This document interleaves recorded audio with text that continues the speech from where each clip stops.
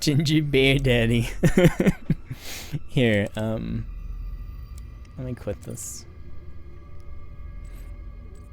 Let me quit this. And,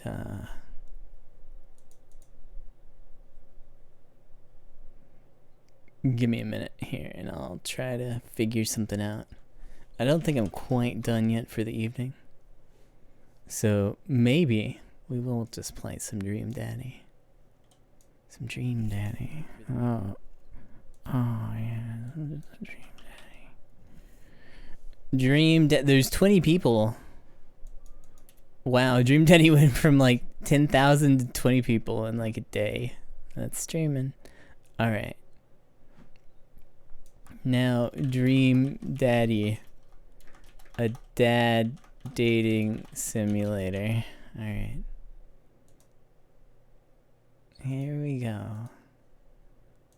About to get the daddies. I remember there being something weird here. I have to do this, then this, then this, then that.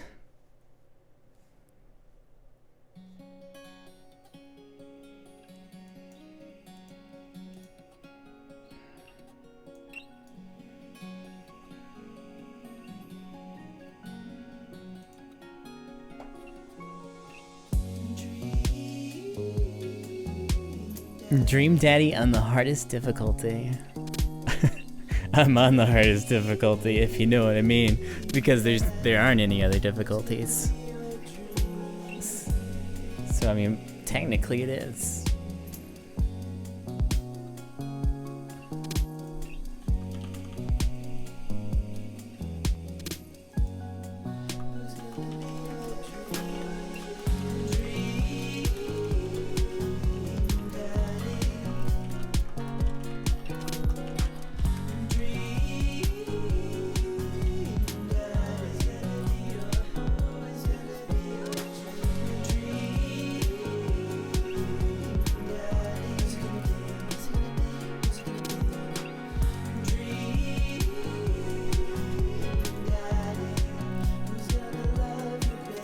What's in the gallery? There's nothing.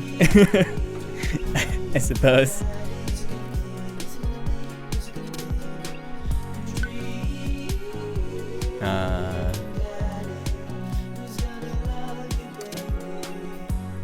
Welcome. You've got dads. All right. So we were pretty far along with Brian. We got like one more date, and then we're gonna be he's gonna be my dream daddy. Or we could play the field, you know what I'm saying?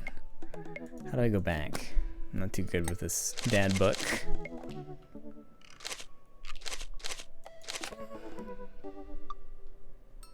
There's 3 kids, I don't think I want to get involved with that. Alright, see you, Sarah. Let's message Brian. You know what they say about third dates, they get pretty serious. Are you sure this is your dream daddy? Oh no, I'm not sure. I can't commit. Not yet. Oh no. I guess I'll have to try someone new.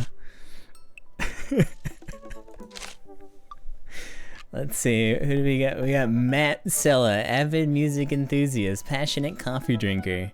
You can find me most days selling bean juice over at the Coffee Spoon, or hanging out at the park with my amazing daughter. Hit me up about 80s no wave music.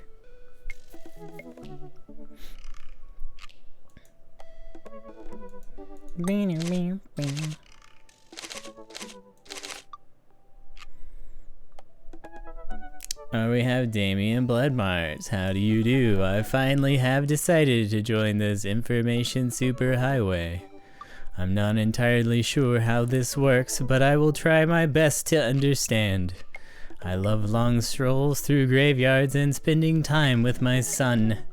If you would ever like to chat about the latest in Victorian fashion, the inevitability of our own demise, or black cats, please send me a letter.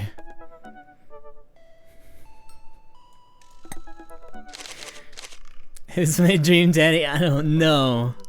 I'm trying to figure it out. Life's hard. Like, Brian's a really good dream daddy. He's nice and he's funny and he takes me fishing. But I mean, I gotta try some other daddies. I'm thinking Damien.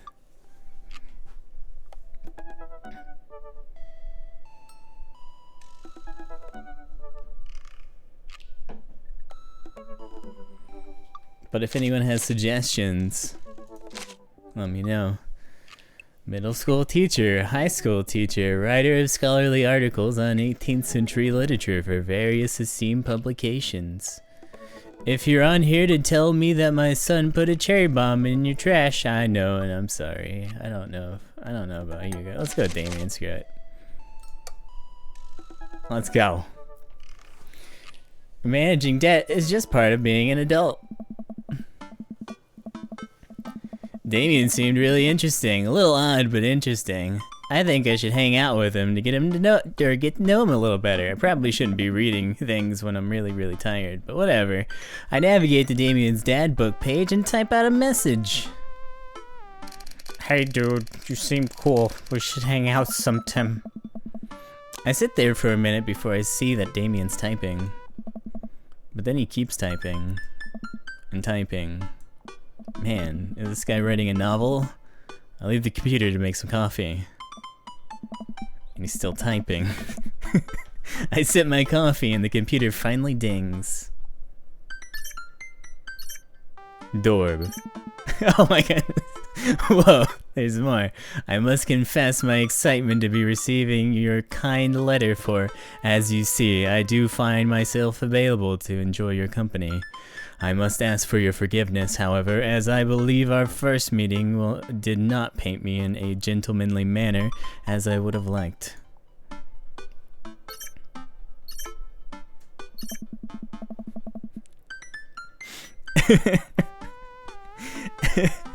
Bye, Asia. I stare at the screen and reread the letter several times more. I would be highly flattered to enjoy your companionship at my residence for an afternoon tea and a stroll around my garden, should it please you. Till then, adieu. Yours humbled, D. Blood March. Hey, Amanda. Can you help me with something? I can't look at him. Dad, for the last time, I'm not popping your back pimples. No, can you interpret this for me? I can't look at his stupid face. I can't look at it.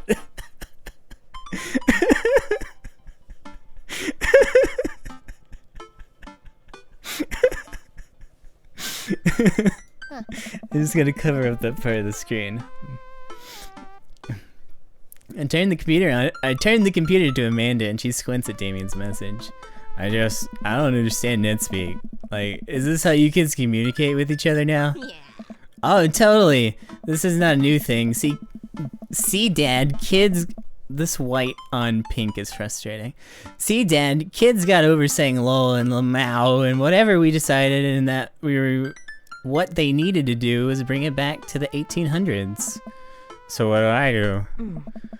Where's your pen and quill? What? Yeah. Did you forget to unpack the pen and quill, Dad? How will you address the nobleman in regards to your upcoming debutante ball? Okay, now I know you're messing with me. Lamau. Father, without a proper chaperone, you'll end up with a suitor worthy of our land. You'll never end up with a suitor worthy of our or our dowry. Or... So you read Pride and Prejudice for school one time, and now you're reciting things you know back to me, aren't you? Like, the first 5 pages, then I read a review of the movie. Still gotta be, though. Great. So what do I say to Damien? I got this. Amanda reaches over me and types on the keyboard. Sure thing, dude. Yeah. Amanda hits sends and then smiles at me. Well, I suppose that's it. I make the short walk over to Damien's house. Well, I guess you can't really call it a house. It's more of a manor, estate. The Gothic architecture looms above the other homes in the cul-de-sac. I walk past a couple of gargoyles guarding the front door and look around for a doorbell. There doesn't seem to be one. I pull the large, ornately carved bat's head door knocker back, and hollow sounds echo throughout the house as I strike it against the door. I wait several moments before the door slowly creaks open. It's a little creepy, but I enter the home and take a few steps into the foyer, noting the oil portraits of those who I assume are dead relatives hanging on the wall.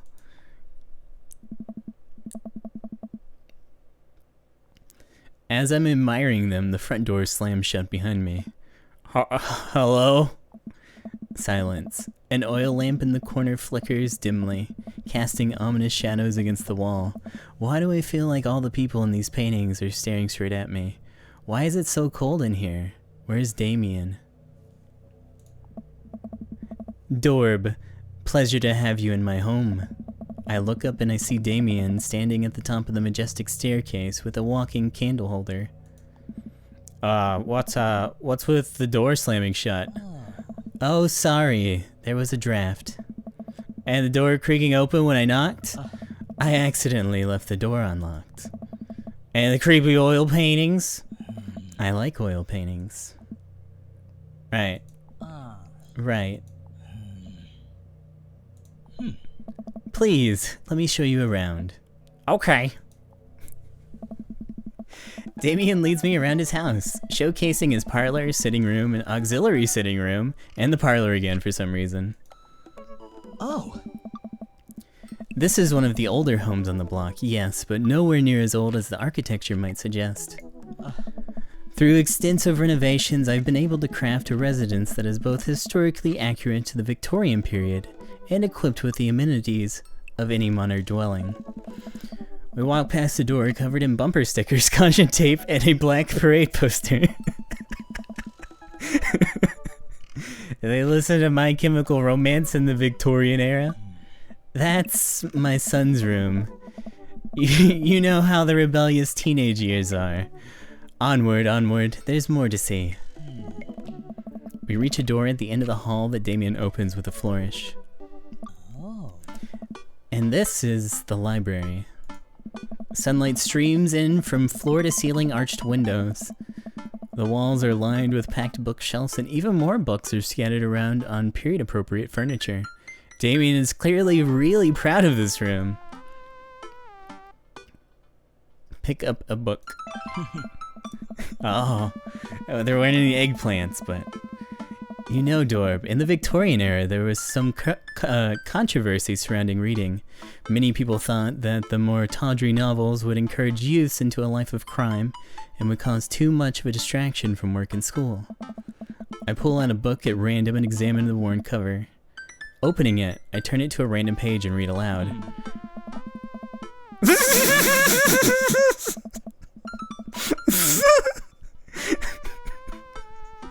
Naruto struggles against the chains that Sasuke had bound him with. Shirtless and out of breath, he looked up at Sasuke.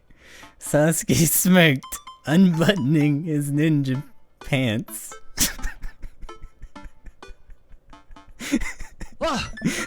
Okay, I think that's enough. Damien snaps the book shut and puts it back on the shelf. That's a rare book from my private collection.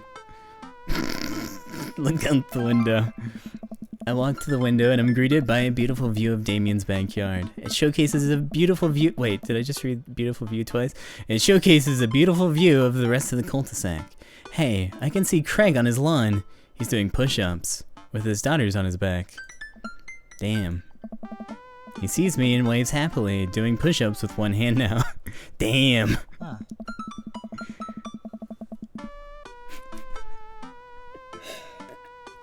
I found my soulmate. Did you know that Victorians spend at least 20 hours a week gazing longingly out of full-length windows? Wait, really? No, but Victorians did appreciate telling a good joke. I walk up to the glass display of pinned bugs on the wall. It's pretty impressive. Nice bugs. I pinned them myself. Maybe I could show you how sometime. I'm concerned I would stick the pin right through my finger. Ah, the pinner's gambit. Is that a thing? No. Please, will you join me for tea? I follow Damien into his sitting room, where finger foods have already been set upon a beautiful, tiered silver tray. I take a seat on one of the high-backed chairs as Damien pours and serves me some tea. I can't believe we're having a high tea. I never thought I'd get to do this. Damien smiles to himself. What? It's a common misconception that high tea refers to the wealth or class of the people enjoying it, when in fact the high refers to both the later time of day, the working class had to enjoy tea, and the height of the tables on which they're served. Ow! My dear friend, we're currently enjoying afternoon tea. That's informative. Damien takes a seat next to me and serves me a tiny sandwich. I wish people would feed me tiny sandwiches. Oh, how I long for my own dream daddy. I like your cape. It's a cloak, actually, but thank you. Victorian fashion is very important to me. You pull it off quite well. Oh, thank you. Regardless of my historical leanings, it's very important for me to present myself well. It has taken a long time to come up with a style that's both true to the form and representative of myself, but I'm very happy with how I dress. I do get some strange looks, yes, but it sometimes brings me a great deal of joy, so I don't mind. To be able to wake up in the morning, pick from my closet a variety of cloaks, waistcoats, top hats, and even binders that are period appropriate feels amazing. You wear top hats? You don't? What got you so interested in goth stuff? How delightful. Well, when I was a young boy, my father... Did he take you into the city? Sorry? Ha! Did you guys see a marching band? I'm afraid I don't understand. You serious? Of course. But it's, you know, a song. Amanda made me listen to it. Oh my god, this game is so good. I feel bad for, like, sitting it aside for so long. Seriously? I'd love to see a marching band. Nevertheless, I've always had a love for art, history, and fashion. What started off as a small hobby of collecting taxidermied animals grew into sort of an obsession. It's a privilege to be able to appreciate the lives and culture of those who came before us, I think. Why not go all the way? I like not dying when I catch a cold. He takes a sip of tea. I can acknowledge that there were many very terrible things about the Victorian era, and I try to live a life that strictly aligns with those ideals and to try to live a life that strictly aligns with those ideals would be admittedly horrid. But I think it takes a critical mind to truly appreciate something to the fullest, to be cognizant of its flaws and love it all the same. Tell me, Dorb, do you have any hobbies? Oh man, I do, but I don't know if I care about it, if I care about anything the way you care about this stuff. Well, I'd love to hear about your interests. Hearing someone talk about the things they're passionate about is intriguing, and quite honestly, rather attractive. Please, do tell me about your hobbies. Quick, sounds sophisticated. I like watching soap making videos on the internet. Love me some word jumbles. I learned how to juggle once. These all sound sex. I learned how to juggle. Oh, he did not enjoy that at all. Gravity is an interesting thing, and I believe the juggling is the pinnacle of humankind's interaction with the gravitational arts. Interesting. I started out with scarves, but now I can comfortably juggle balls. Juggling pins is currently out of my purview. Damien looks at me quizzically, but shrugs it off. We finish our tea and finger sandwiches. Oh. Come, I have one more thing to show you. Damien takes me around the back of his home where a variety of flowers flourish in beautifully landscaped rows. A small stone path weaves through it and butterflies flit lazily through the air. Oh. My garden. It's beautiful. Oh. Thank you. Huh. Victorians took flowers and floral arrangements very seriously. You see, it was considered uncouth to discuss personal and romantic relationships in public, so lovers and friends alike would use bouquets to send secret messages to each other. Each flower and plant is symbolic of different things. Even more interesting is that one flower could mean different things depending on other plants it was paired with. One had to be extremely careful, as even the style in which the ribbon was tied around the bouquet affected the message. This is a really weird change in mood after playing Doom. I just realized. I'm sorry. Damien leans down and plucks a gorgeous, bright orange flower off a vine. Oh no.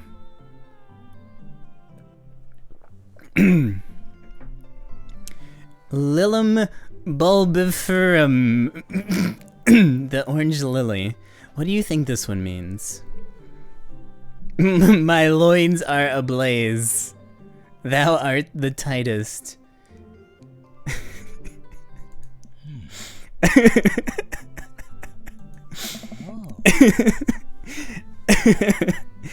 The orange lily is actually symbolic of pure hatred. Wow. And that's precisely why floral arrangements is so challenging. What's your favorite type of flower? Honeysuckle. They smell really good. And then you can eat the tiniest little drop of nectar when you pull the stem out.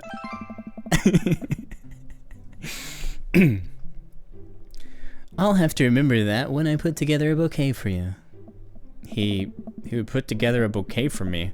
Nobody's ever given me a bouquet before. I follow Damien down the footpath and admire more of his beautiful flowers. Suddenly, a phone rings.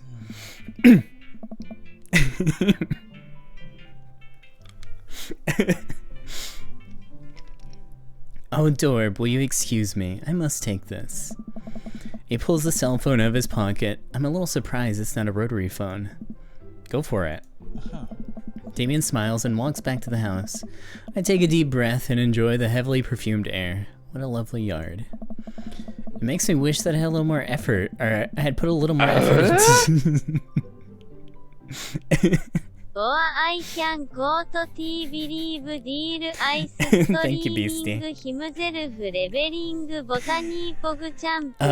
This makes me wish I put a little more effort into the garden Amanda and I started one time. Our watermelons grew the size of cherry tomatoes and immediately died. Oh hey, a gargoyle. Oh no, I knocked over the gargoyle.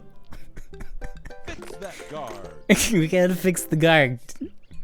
Here we go. That is not it. That is okay.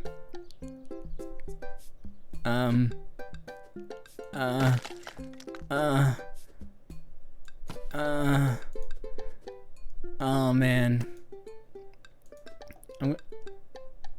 Goal.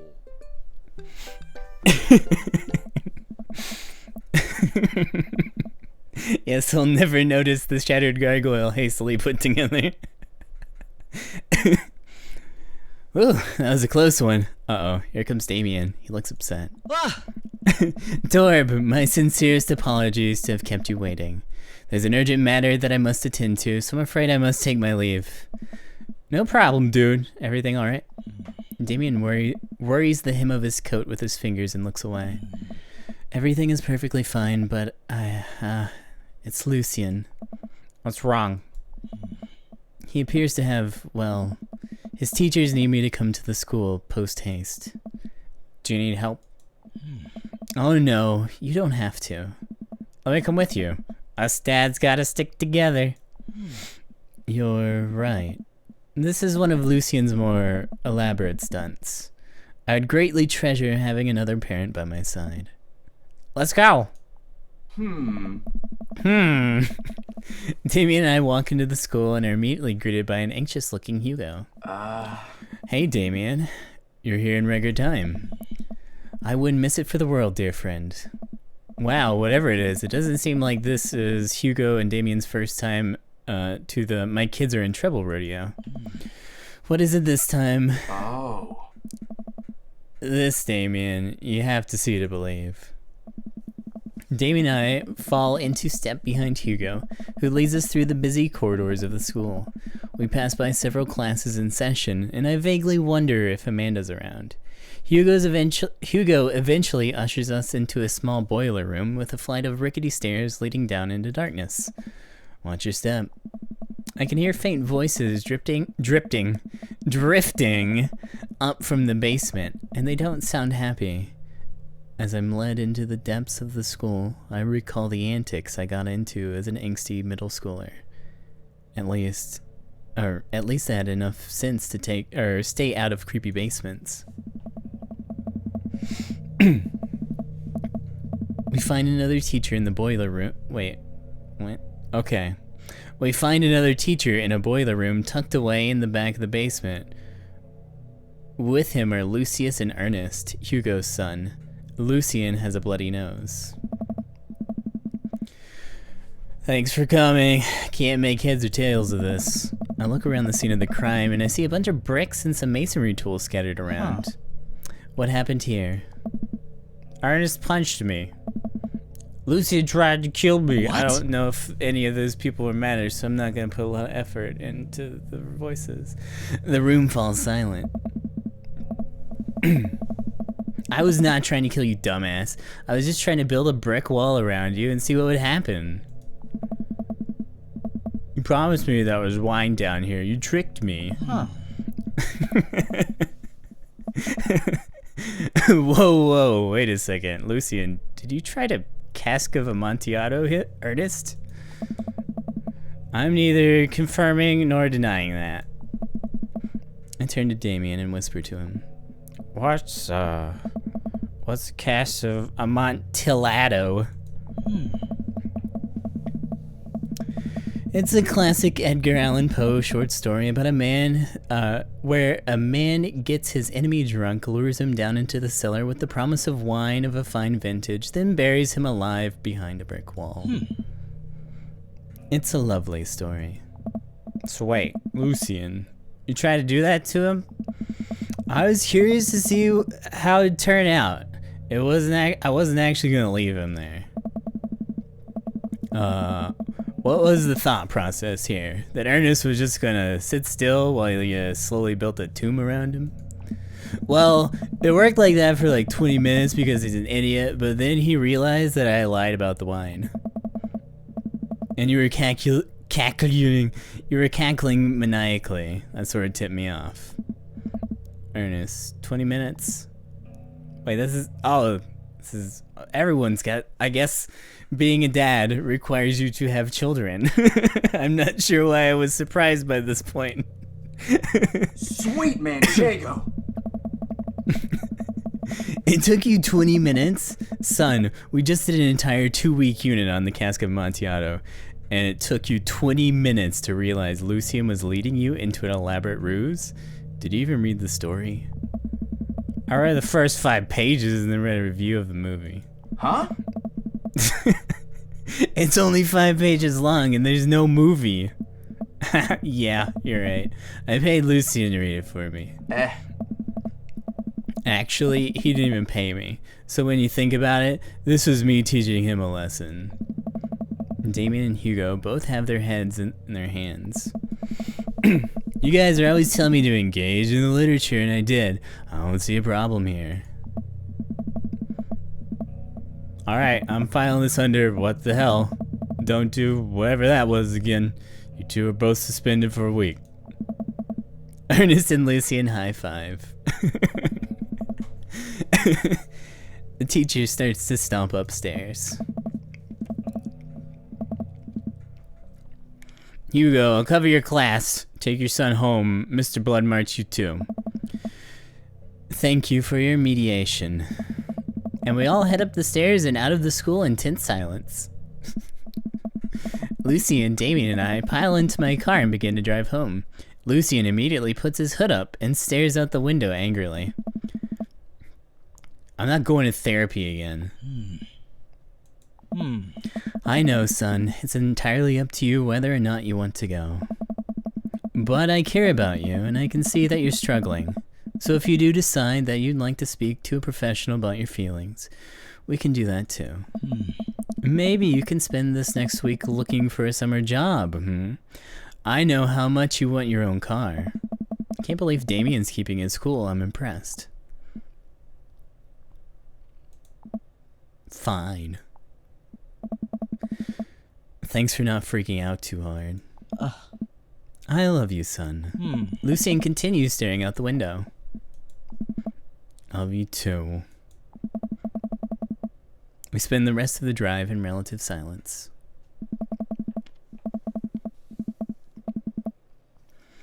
The moment we pull into the driveway, Lucian hops out of the car, slams the door, and runs inside. I didn't expect to have that conversation in front of you. He and I have a lot we need to work out. I just saw the egg nipples for like the first time today. It's alright. And all things considered, oh my goodness. Hey Drew babe, thank you for the host. And all things considered, Lucian's bricklaying was pretty good. So there's your silver lining. There is that, yes.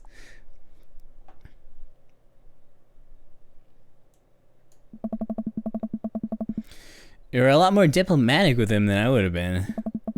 I just want what's best for him. I don't think yelling at him would do either of us any favors. It rarely does. You're a good dad. Oh, the eggplants. Oh, yeah, boy.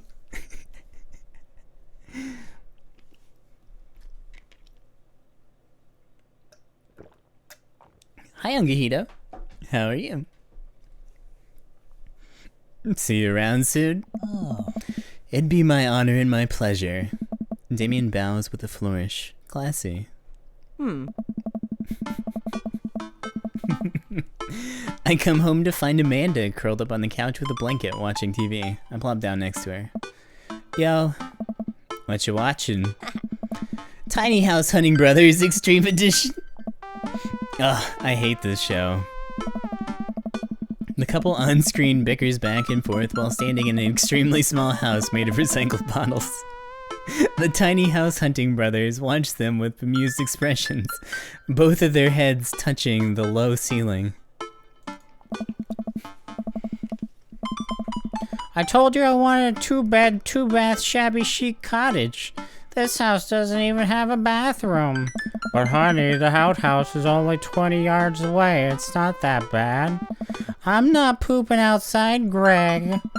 Why don't they just get a regular size house? I don't know. How'd afternoon tea go? It got strange. We had to go to school and pick up Lucian since he tried to... He lured Ernest down into the cellar with the promise of fine vintage and then tried to brick him into the wall, right? How'd you know that? Has everyone read the story except me? Yeah.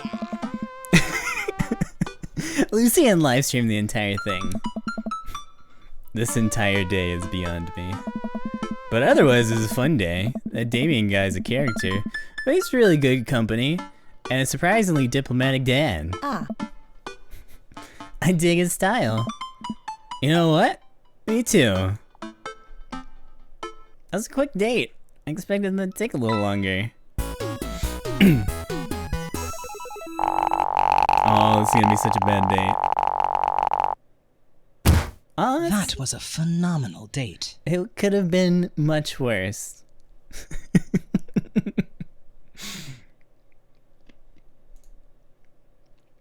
Welcome. You've got dads. Oh my god, Mage, it's your birthday! Happy birthday! Happy birthday! Happy birthday! Happy birthday! Happy birthday! Happy birthday! Happy birthday!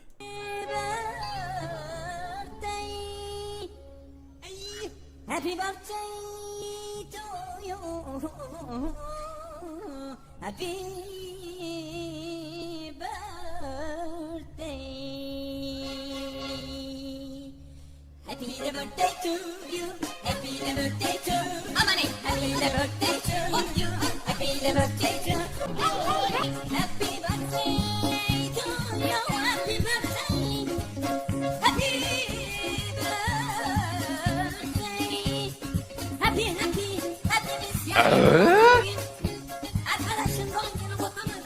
ハッピークリスマス。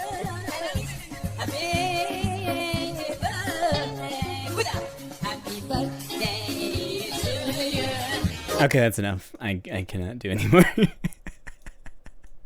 That is enough. How many dads have I already done dates with? I've only done dates with Brian, and that's it. And we're working on Damien now. I'm not ready to commit.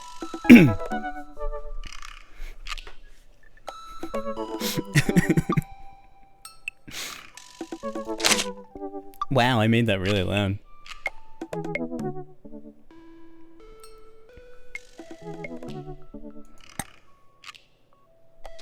What are my thoughts on Robert? Oh, yeah, I don't know how I feel about him. It got a little weird. We haven't even been on a date.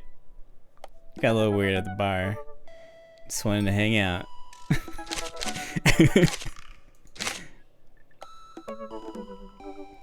Went a little too fast for me. Just an old-fashioned dad.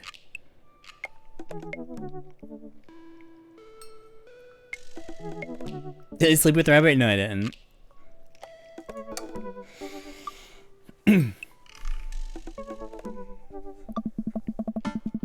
I had a lot of fun hanging out with Damien the other day. I wonder what he's up to.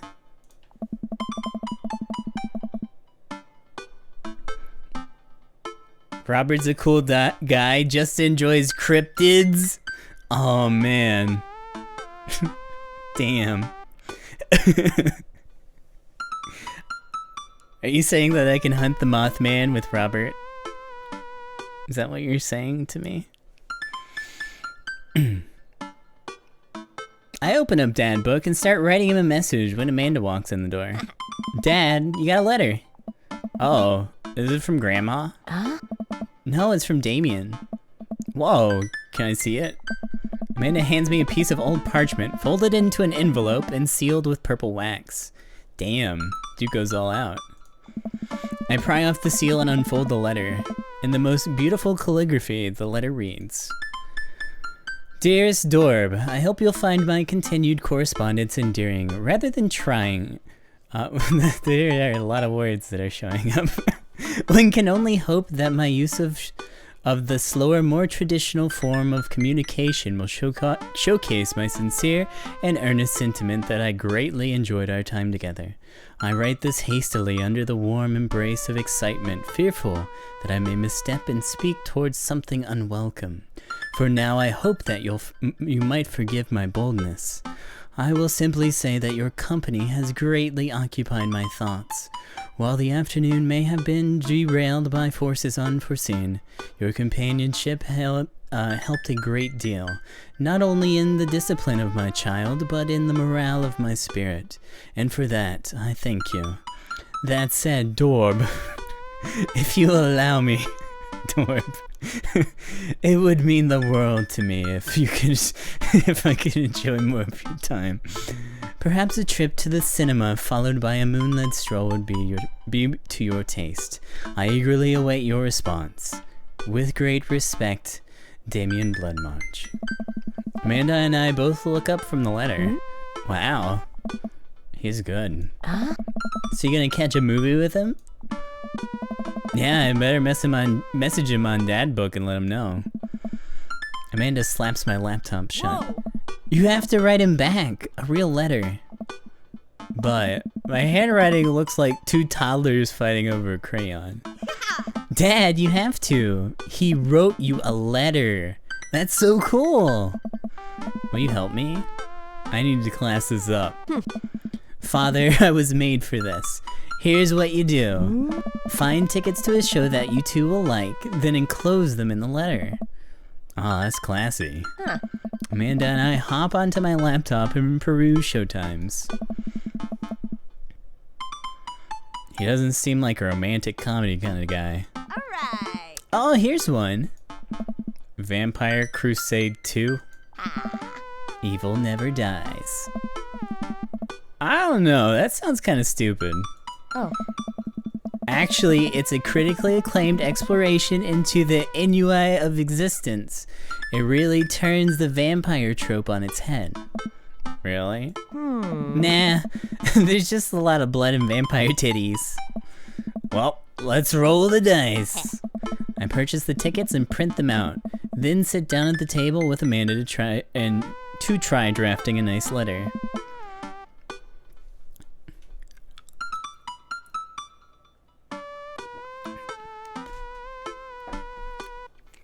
I start writing. Damien. Hey.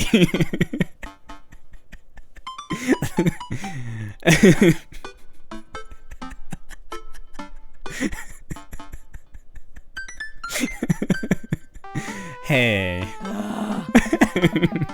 Dad, I'm gonna need you to get your head in the game here. What's next? You've been good?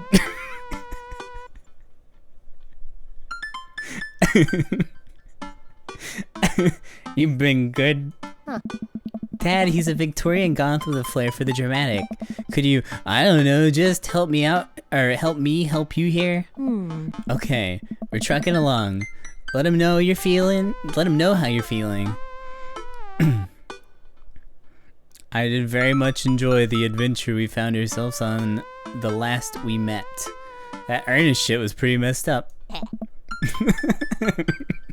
Stay on brand, Dad. We got this. Ask him to hang out already. True art takes time, Amanda. Let me, get at that.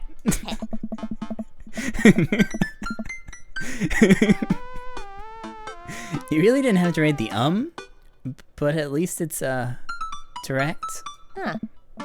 Bring it home, Pops.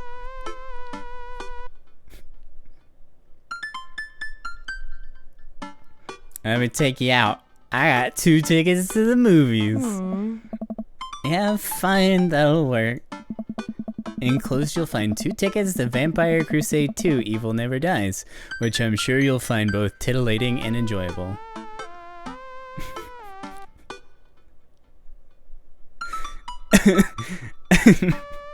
Hard daps. And then I sign my name, my full name. Fancier that way.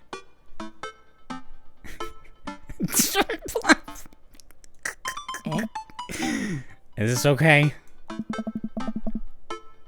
Amanda reads over my sloppy handwriting.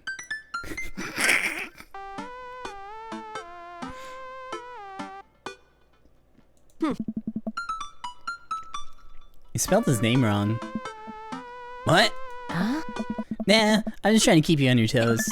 Now all you have to do is seal it and put it in his mailbox. Can I seal it with tape? Yes. That's not authentic enough. I have an idea. I'll be right back. Amanda leaves the room and returns with a candle, a lighter, and a small piece of wood. You gotta have a wax seal. She lights the candle, which starts to burn down and form a pool of melted wax. What's that other thing? Amanda pours some of the wax into the folded letter and expertly presses the small piece of wood onto it. She lets it dry for a second and pulls the wood away, revealing... Here it is, your sigil. A little kitten with a bow on its head. Awesome. Scrapbooking stuff always comes in clutch. Well, I guess all there is to do is deliver to his doorstep now, huh? Oh, I thought we were getting a carrier pigeon to do it. I already called my guy. I have a pigeon guy. Marcus has the good pigeons. Don't get your pigeons from Anthony. They're no good. I don't want to know if any of this is true.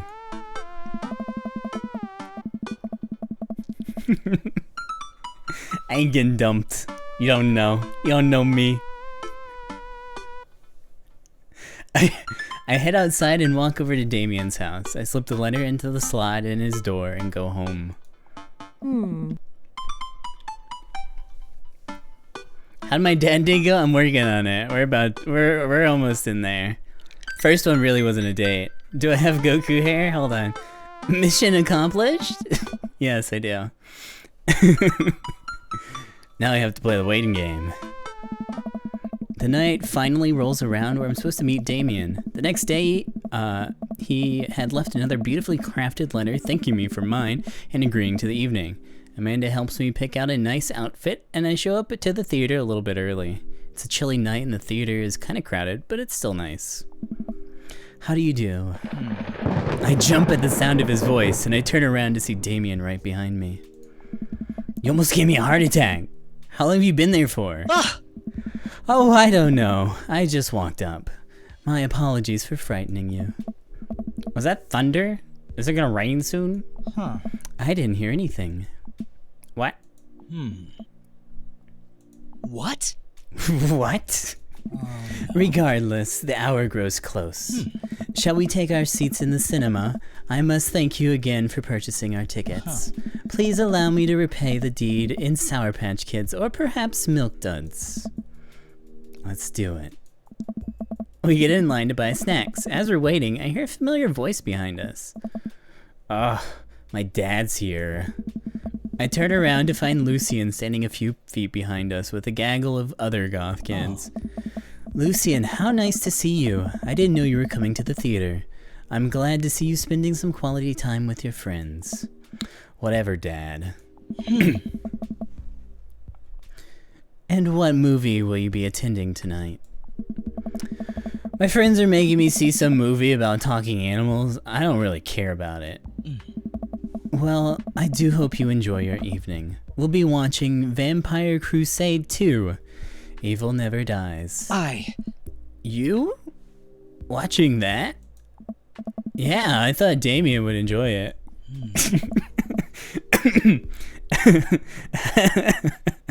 Good luck with that, Dad. Lucian rejoins his friends and I look over to Damien. Good luck with that? What? It's nothing. My son loves to tease. We wait in line for a little longer and Damien buys us snacks. He seems a little nervous. I wonder what's wrong. Huh.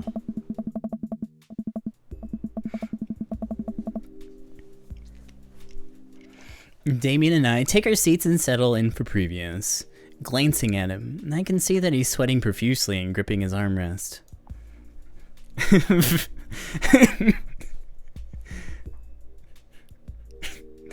Vampires, huh? Ha! Yes, the winged creatures of the mist. I fear them not, for I know the night as well as the, I'm so, excited for this film. I'm a devoted patron of the arts, especially the scary arts. The scarier the art, the better. Do you have a favorite horror movie? Of course I have a favorite horror movie. Mine is...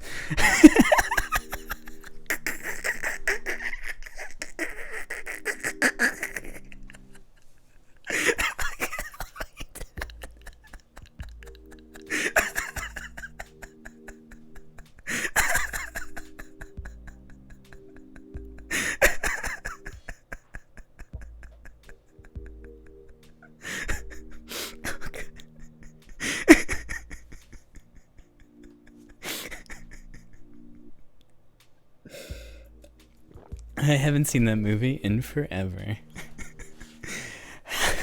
Halloween Town. It's terrifying. Oh, interesting. Huh.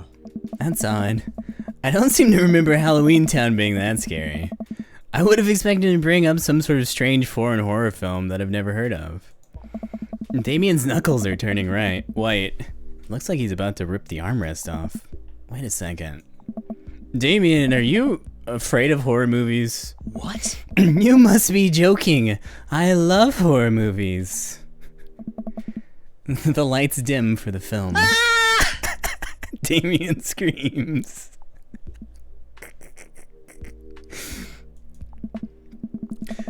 I apologize. I was thinking about something far scarier than this movie, which is not scary at all. We settle in as the film starts. I offer Damien some licorice and he takes one.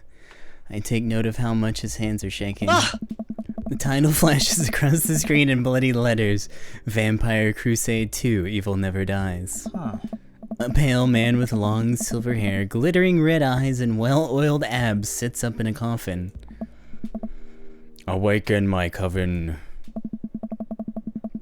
Two more vampires slide the tops of their stone coffins onto the floor. Brother, is it time? Yes, husband, but also mortal Yes, husband, but also mortal enemy. It is time. The three look at each other, and then to the camera. For the Vampire Crusade. This rules. The trio of vampires fly off into the night as foreboding organ music plays on in the distance. I somehow get lost in the movie. As dumb as it sounded, it's actually a pretty fun flick. We get to a tense moment of the movie where Romulus Trueblood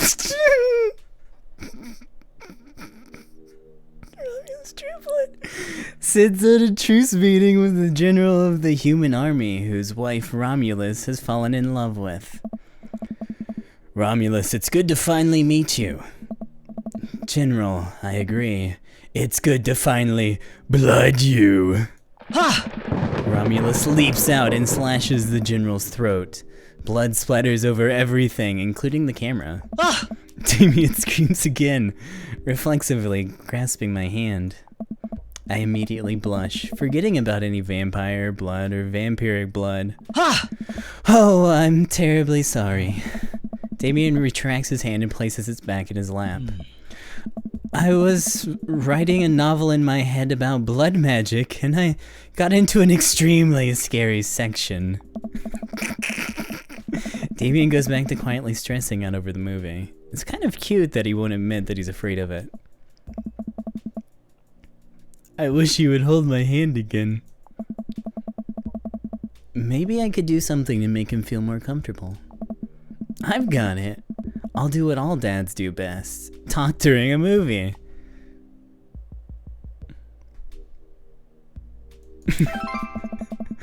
Where does a dog go when it loses its tail?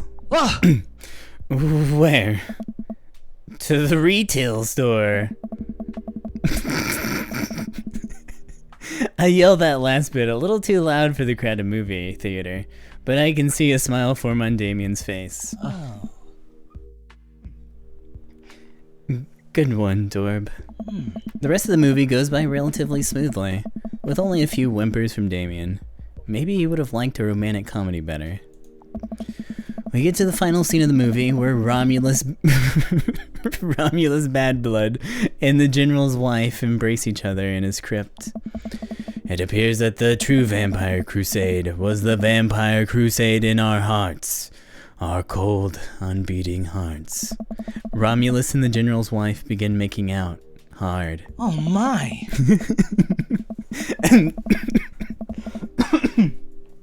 The film fades to black and the end appears on the screen, but then it hard cuts to Demetrius and his rival lover Carmela, who watch the two from afar. Oh no, twist ending. Our bloodline has been pure for 1,000 years. Romulus has betrayed us for loving a human woman. It will only be a short time before the next Vampire Crusade 3. Evil must die again. More thunder, more ominous organs. The movie fades out and a bloody question mark now accompanies the end. Damien and I walk out of the movie theater amongst throngs of chattering moviegoers. He's a little more pale than I remember, but otherwise he survived the encounter. He even seems kind of invigorated. What an interesting film. While the premise admittedly struck me as pedestrian, I was intrigued by its harrowing love story and great attention to detail in regards to vampiric lore. Yeah, it's pretty good. A lot more vampire titties than I thought there'd be. Come, the night is young. Let's take a stroll. Damien is making a point of not telling me where he's taking me. Still, I'm enjoying the walk and the cool night air. Being alone here with Damien is a lot better than being in a crowded theater. Lovely night, isn't it? As lovely as the company, yes. He thinks I'm lovely. Damn, okay. Here comes the smooth response.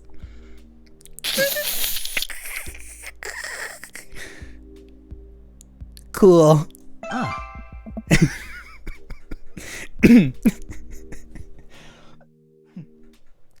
Nice. Crushed it. We both stand there feeling a little awkward. I sure am one smooth operator.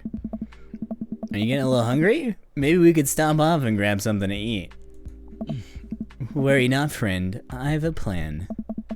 We turn the corner and are greeted by the gates of a cemetery. What? Are we going in there?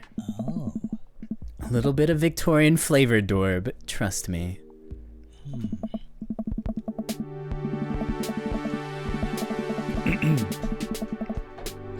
I'm a bit nervous, but Damien... Music, calm down. I'm a bit nervous, but Damien hasn't led me wrong yet. I follow his lead as we walk into the cemetery. Statues of angels stare down at us as we follow a path through the faded tombstones. As we crest a small hill, we get a beautiful view of the city. The night lights sparkle around us. I gotta hand it to him. For being in a cemetery, this is strangely romantic. Picnicking in graveyards is an old Victorian tradition, an appropriate finish to an evening after a vampire movie, wouldn't you say? With a flourish, Damien produces a blanket and a picnic basket. What? Wait, where are you hiding that? Under my cloak? Oh, right. Damien unfolds the blanket and we both sit down, gazing out at the city lights. He produces a bottle of red wine and a fine selection of cheeses. In the Victorian era, there were no public art galleries, parks, or botanical gardens to speak of. Once rural graveyards became a more popular alternative to church burials, they became the only place that people could see beautiful plant life and find sculptures. That makes sense. This is pretty nice. I have a question though. How are you so okay with being in a graveyard, but you had trouble handling a scary movie? What? I wasn't. He sighs deeply. Oh, okay, yes, I was extremely scared by that movie. I was now writing a book about blood magic in my head. I've never been good at those. I just feel as if because how I look and act, people expect me to love horror films. So I must play the part. Truth be told, I don't know if I have the constitution for them at times. Damien, I'm so sorry. If I had known that, I would have suggested another movie. Oh. It's quite alright. I actually did find myself enjoying this one, thanks to your help. Graveyards, however. I think that there's something rather beautiful about death. Cemeteries are traditionally built away from cities, away from the realm of the living, and it keeps us rather separated from it. To acknowledge death and become comfortable with it, I think gives us a certain intimate knowledge of ourselves. To sit amongst generations of those who came before us, to be truly alive in the midst of so much death, brings me great comfort. Death helps me appreciate life, to savor every second.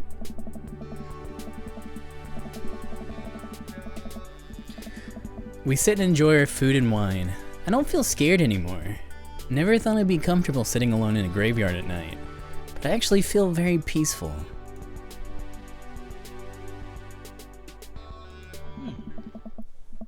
Suddenly it doesn't feel like we're alone. Off in the distance, I see a shadowy figure in the trees.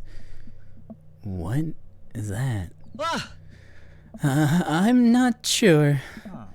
It noticed us. I'm paralyzed with fear as it begins lumbering slowly toward us. Its shape taking a more animal form, more feral. I look to Damien for help, but he's just as afraid and transfixed as I am. I want to scream. Hold on. The music volume keeps changing significantly. I want to scream, but it's stuck in my throat. The creature's getting closer, moving faster. Woof. Oh. It's a dog. And it finally comes into the light. The friendliest, dumbest little Boston Terrier I've ever seen pulls its owner towards us.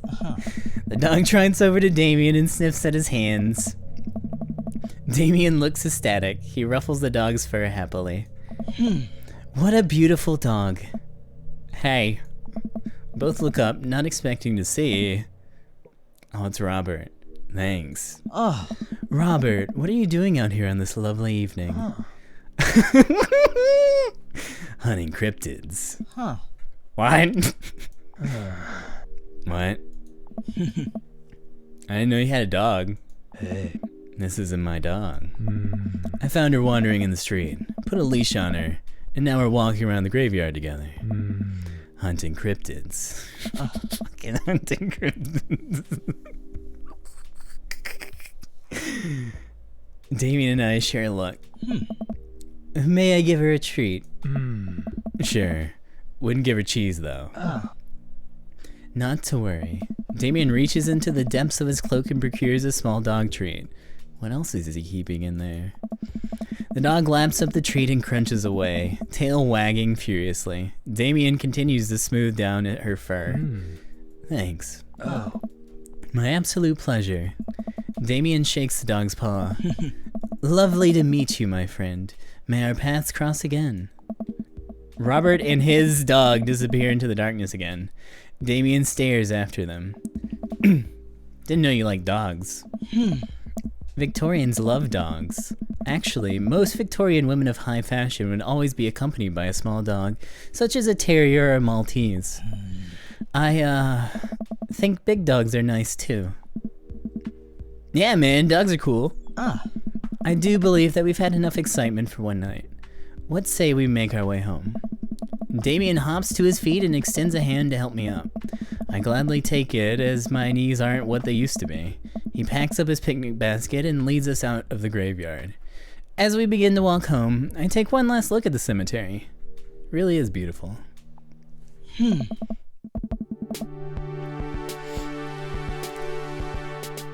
Like a proper gentleman, Damien walks me to my doorstep. Sorry, I have to adjust it again. Thank you ever so kindly for your company tonight. Damien, it was my pleasure.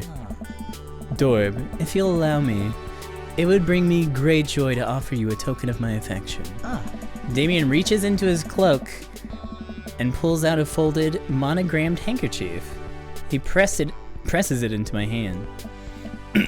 Wow, thank you, Damien.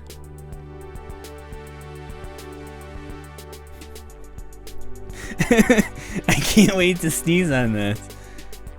I will use this to dry my tears for those I've lost. I'm going to wave this at passing ships. I approve. Damien shuffles his feet. I just want to say that it's rare to find someone like you. Someone who's open to my eccentricities. It's nice to feel so accepted. Thank you. Damien gives my hand a quick squeeze.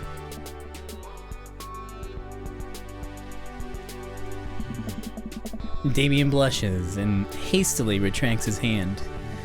I must take my leave. Good night. Before I can say anything else, he's gone. Huh. I unlock the door and step inside. Hey. Like a whirlwind, Amanda runs out from the window and plumps down on the couch, trying to look nonchalant. Hey, Dad, what's up? Were you watching me from the window? No, I was just, Okay, yes. How's the movie? Lots of vampire titties. Told you. But, as it turns out, Damien is scared. Wait, Amanda doesn't need to know that. I'll keep it between me and Damien. Scary cool. Yep, he's so cool, it's scary. Nice save, Dorb. Did you know that graveyards used to be a place to throw parties? Huh? I think I'm misremembering that. Wow, that's pretty punk. Also, we saw a dog. Definitely thought it was a werewolf for a minute, though. How can you be so sure it wasn't a werewolf? How can you be so sure I'm not a werewolf? And how can you be so sure that you're not a werewolf? Amanda's eyes narrow. I don't understand. Nice save, Dorb. D-O-R-B ニースセーブ D-O-R-B ニースセーブ D-O-R-B I don't trust you. Nor I you. You make intense, wary eye contact for a second. Anyway, I'm calling it for the night. Don't stay up too late, will ya? I'll try not to howl at the moon past midnight.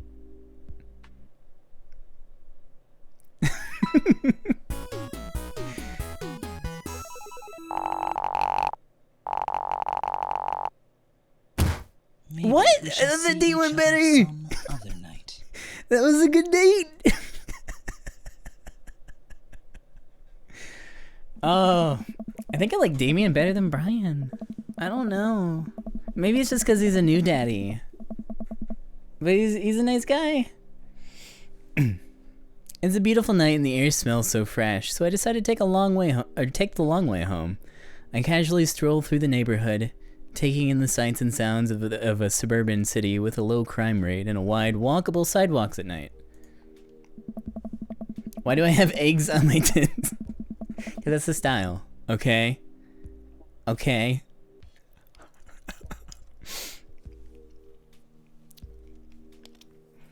This game is really, really good. Like, the writing is just right.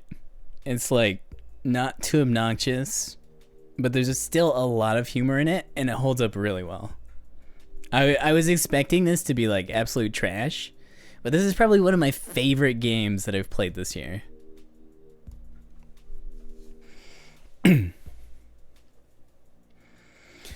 As I approach the bar, I can hear patrons inside cheering.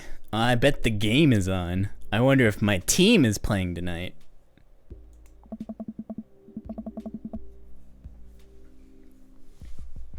A drop of water hits my head, and now it's a lot of drops of water. It's pouring rain. Maybe I should wait this out inside. Played Yakuza 0 and P5. Like, I think as a condensed experience though, it's still up there.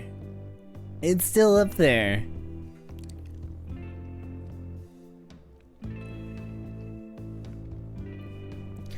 I order a beer from the bar and settle in. It turns out that my team isn't playing tonight, but I can certainly enjoy the game regardless. The bar is usually crowded, and the feeling of the camaraderie over shared love of the game makes me smile. Wait, the bar is unusually crowded. I'm sorry, I misread that. And the feeling of camaraderie over a shared love of the game makes me smile. Sports are nice. I look over into the corner and spot none other than Mary, sitting alone and in the corner nursing a cocktail. Something about her seems different this time. Now that she's by herself and not hanging off some younger guy, she looks so sad. Hey. She looks up and half-heartedly raises her glass to me before staring off into middle distance. Oh my god, Mary. Hi, Mary. I decided to go say hello. I walk over to her booth. She doesn't look up. A seat taken? She still doesn't look up. I take a seat anyways, and she finally notices me. Oh. Hey, cowboy. Are you alright? Never better. She hiccups. Guess she's a little far gone. Tears start welling up in her eyes. Oh. I will... will you walk a gal home? Sure. I slide out of the booth. Seems like Mary's having some trouble getting up. I reach out a hand and help her, but she waves me away.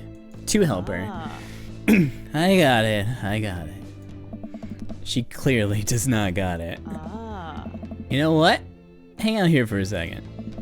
I walk over to the bartender and pay Mary's tab. Hey, I don't know if you remember me, but I live in Mary's cul-de-sac, and I'm just trying to make sure she gets home safe tonight. I know you. Yeah, it's nothing weird, just... She usually has one of the bar staff walk her home, but I trust you. She doesn't, like, go home with... I don't really want to say it. One of the guys she meets. Nah. Nah. Ain't her thing. Huh. I head back to the booth. Mary stumbles out of her seat and directly into my arms.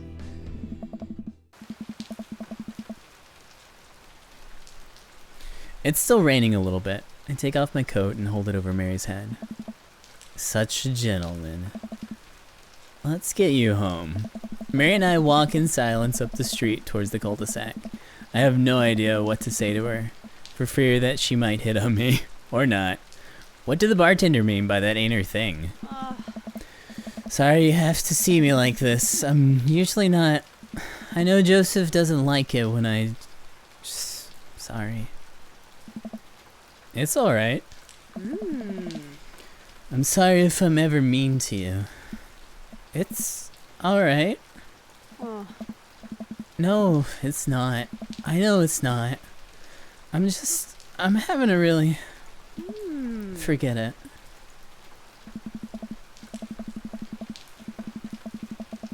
As we get to the cul-de-sac, I can feel Mary starting to slow down. By the time we arrive at the doorstep, she pulls away from me. Wait, can we just... Hold on. What's wrong?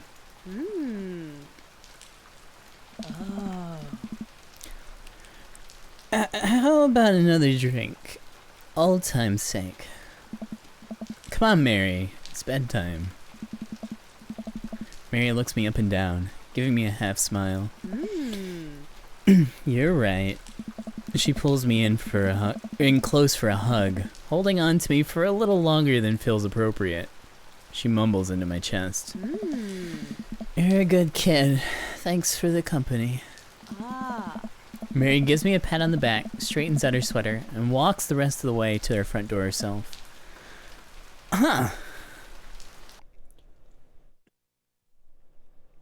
Welcome. You've got Well, dads. that was weird and sad.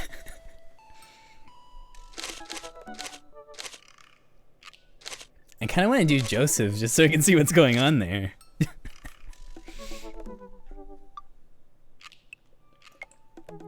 But I also deeply care about cryptids. Deeply. So we got Damien and we got Brian, all ready to be our dream daddies.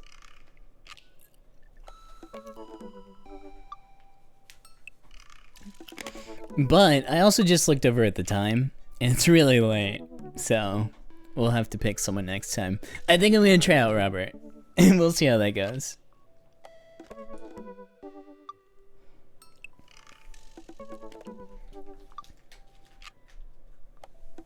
What if Robert knows the Mothman? I mean, yeah. What if? But yeah, thank you guys so much for being here. I had a really fun time. This is a really good game and I feel really bad for not playing it. So I'll get back to it really soon. I promise. Like tomorrow.